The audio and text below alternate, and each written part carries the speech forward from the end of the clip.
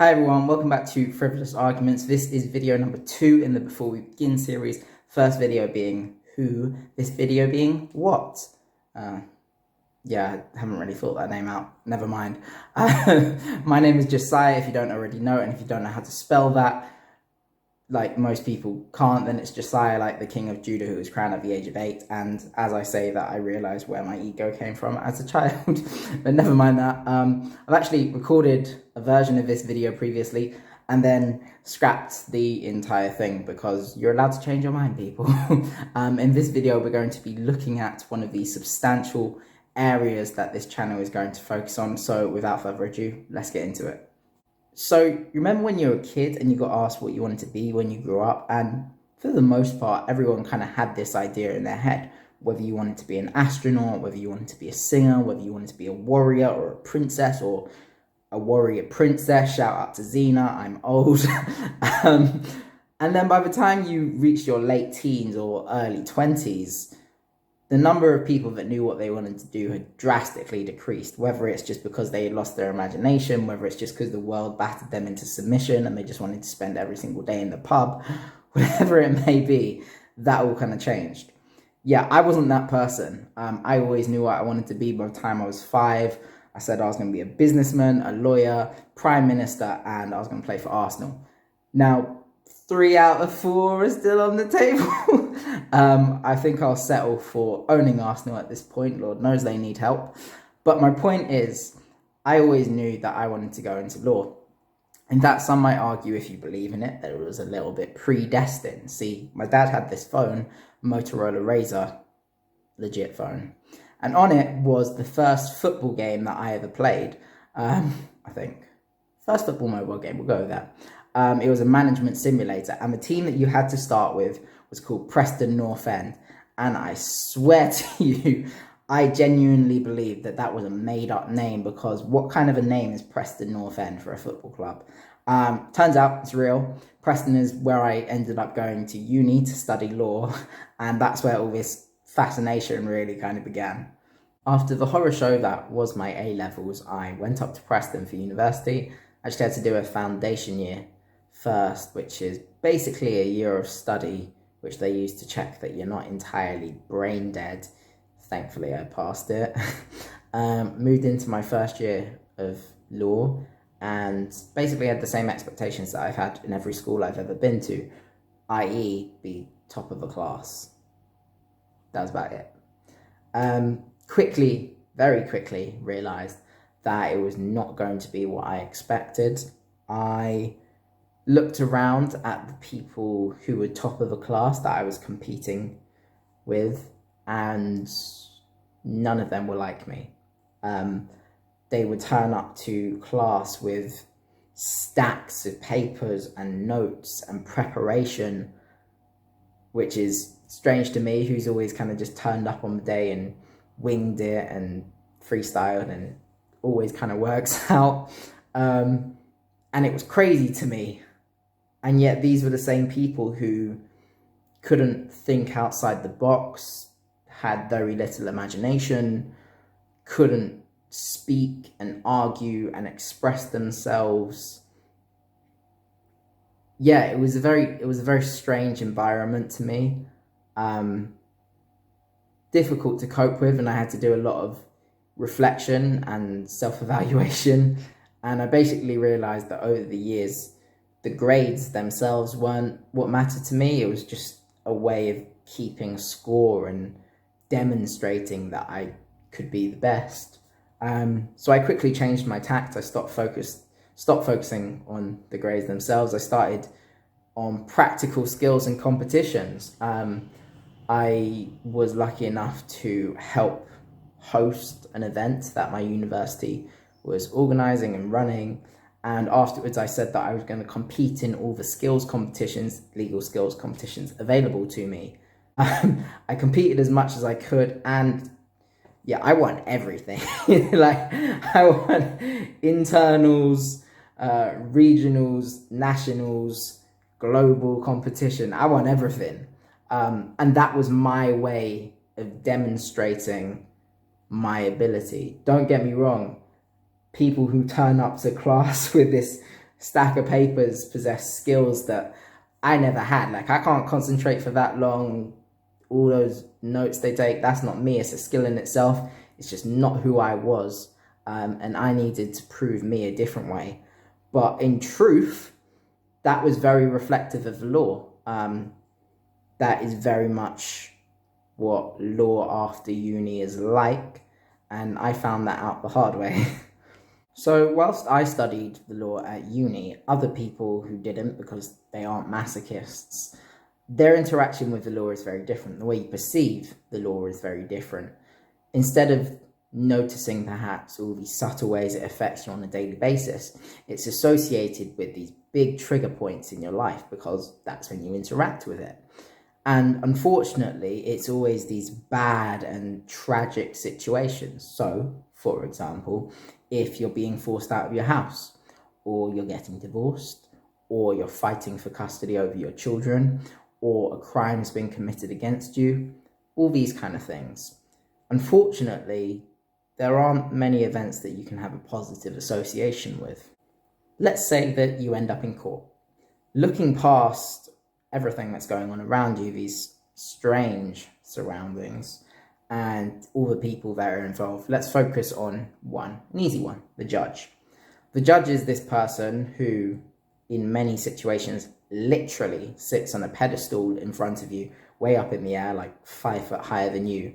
They talk a certain way, they speak a different language, and you don't understand them. They're not relatable in any sense of the word. And yet they have all this decision-making power. They know nothing about you and you don't know anything about them. And yet they can still make these decisions which will change your life forever. Yeah. So to understand why the law wasn't how I hoped or thought or expected it would be, you have to understand what the law is actually like. So to look at that in a very short video, we're going to address some of the common misconceptions that people have about the law. So, number one, you're at that family event that you really didn't want to go to unless you're absolutely psychotic, and you get your uncle or auntie come up to you and say the same damn thing that every single law student ever has gotten. Oh, so you finished your law degree now. I know who to come to if I have any problems in the future. And then you get that really awkward wink. Yeah, terrible. Don't do that. Once you finish your law degree, you're not qualified.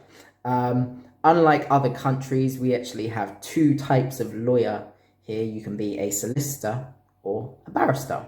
Solicitors make up the majority of lawyers. They deal with most of your standard stuff. They do a lot of paperwork and they do most of the client interaction.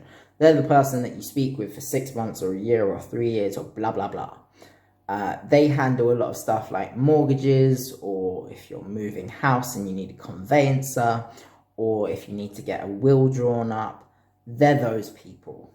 To be one of them, after you finish your law degree, you have to do a postgraduate degree called an LPC, and this is a streamlined version. There are other ways to do this, but you do your LPC, and then you have to get a training contract. A training contract is basically where you work at a law firm for 2 years, learning about different areas of law and practical stuff. And then after that, you can be qualified. The other type of lawyer you get is called a barrister. They're the ones that go to court and speak to judges. You won't speak to them. You'll rarely ever see them. What most likely happens is you work with your solicitor and then they give a stack of papers to a barrister, often right before a hearing, and say, go to court, have fun. And of course, any mistakes that the solicitor's made, the barrister gets to take all the flack for from the judge. Which doesn't happen to me in my job at all. It didn't happen this week, never mind. But that's a barrister. It's a very different set of skills, very different specialty. To qualify to be one of them, after you do your law degree, you do a year-long study course called the BPTC. Then you have to be called to the bar, which is like an established professional saying that you're competent. You have to do a pupillage, which is a different version of a training contract. Basically, it's a number of years of practical experience. And then you have to get a tenancy, which is like you're self-employed. So you have to get somebody to basically come and say, yeah, come work with us, which is like an agency, and this is where your office is. It's really weird and convoluted. Anyhow, misconception number 2. Lawyers get paid a lot of money and or live fancy lives. Yeah, not so much. Whilst it's true that some lawyers are very well paid, it does not apply to everyone. The money is very much located at the top of the funnel. It doesn't filter down well at all. Solicitors who are not at the big city firms often don't get paid at all. Barristers, again, there's money. It's impossible to get in. It costs a lot to get in the first place. But also, if you're a barrister that works in, for example, criminal, and that can be both prosecuting and defending, there's absolutely no money in it whatsoever. It's also well documented that lawyers are disgustingly overworked. It's absolutely insane. Some law firms actually have these skyscrapers in London, and they have entire floors where trainees are expected to live. You literally have to live at work for your first X amount of time. There is a reason why solicitors and barristers have such high burnout rates, i.e. they leave the profession after a short amount of time. There is a reason why depression rates and suicide rates in the law are so high. It's absolutely insane. It's not an enviable lifestyle. Misconception number 3. Our legal system is like the US. Yeah, our legal system is nothing like America's. If you watch any courtroom show or any legal drama, it's an entirely different system. For starters, they only have one type of lawyer, unlike us. Courtrooms are entirely different. In America, you can get away with theatrics and drama. That's not the UK. They're very quiet places.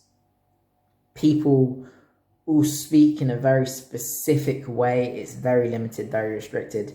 You'll see examples of people at the top of the profession wearing these white wigs, which are very creepy and not designed for black hair at all. They are allergic to technology.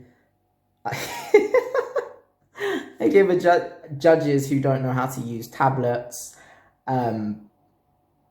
Judges who don't know how to use tablets. Anyhow, there's a lot of stuff which needs to change, but the point is that it's not like you see on TV. By the time I left uni, I was an absolute state. Mentally, I was in the worst period of depression I'd ever been in, and physically, I couldn't actually walk properly and was waiting for surgery on my ankle. Despite this, I still needed to apply for jobs, obviously, and applying for those jobs was one of the worst experiences of my life. I sent out hundreds and hundreds and hundreds of applications, and one of the best things about UK law firms is they don't actually respond to you. Vast majority sent not so much as an acknowledgement email, and those who actually did get back to me just sent a generic no. Despite having no chance of getting in whatsoever, I sent out a bunch of applications to American law firms, and I got more responses from America than I did from UK firms. Those who did actually give me some information all said the same thing. You need more experience on your CV. And by experience, they meant experiencing the life of a solicitor's firm, i.e. sitting around for 6 months, organising their files, typing up their whatever.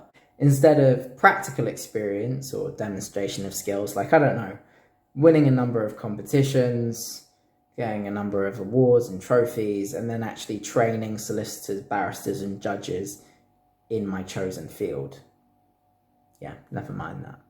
But that's just another gripe with the legal system. It values generic experience over actual practical skill. Another issue I have with it is that all the applications you can send out for the main firms and for the main sites which actually cater to law graduates and law students are there for people who want to apply to a job 2 years in advance. That's not how most people work. Another gripe, they almost always apply to people who have got firsts. Russell Group University have an excellent track record from primary school up to uni. Maybe a slight exaggeration. Secondary school up to uni. It's just not the vast majority of law students and law graduates. There's this massive disconnect but I'll address that in the next video. The next video, and the last in the Before We Begin series, is going to focus on mental health and this channel itself. Was it dark when I started recording this? Yeah, the next video is going to be a very different subject matter, but nonetheless, I hope you've enjoyed this video, hopefully gotten some information from it. Yeah, if you have any questions or comments, as always, I'm always welcome. I'm happy to get back to you. Please do leave me a comment. Let me know what you thought. Thank you very much for your time and your support. I really do appreciate it. And I will see you in the next video.